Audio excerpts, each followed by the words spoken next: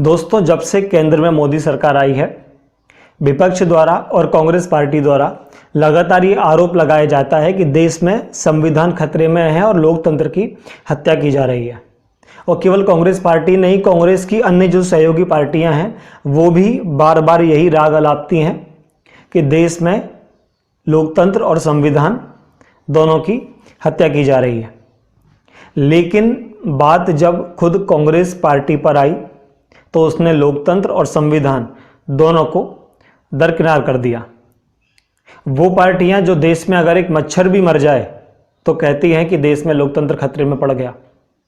उनमें से किसी भी नेता या किसी भी पार्टी ने कांग्रेस में चल रही इस लड़ाई को लेकर ये नहीं कहा कि देश में अभिव्यक्ति की आज़ादी को छीना जा रहा है।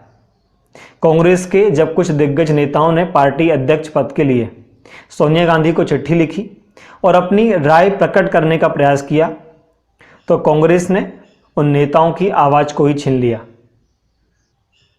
वो भी वो नेता जिन्होंने अपना संपूर्ण जीवन गांधी नेहरू परिवार और कांग्रेस पार्टी की सेवा में समर्पित कर दिया।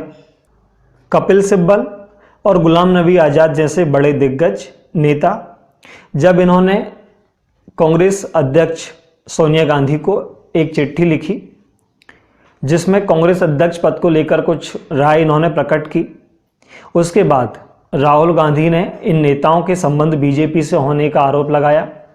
और केवल आरोप ही नहीं लगाया, कांग्रेस पार्टी में इनको दी गई जिम्मेदारियां और इनके पद भी इनसे छीन लिए गए। और उसके बदले में उन नेताओं को ये जिम्मेदारी दी गई जो कांग्रेस पार्टी की या गांधी नेहरू परिवार की हाँ में हाँ मिलाते रहे हैं। अब सवाल ये है, क्या अब देश में लोकतंत्र खतरे में नहीं है? क्या अब देश में अभिव्यक्ति की आज़ादी को कोई खतरा नहीं है? और जो लोग इतने लंबे समय से ये आवाज़ उठाते रहे, आज उनमें से किसी ने भी ये नहीं कहा कि अब देश का संविधान खतरे में पड़ने वाला है।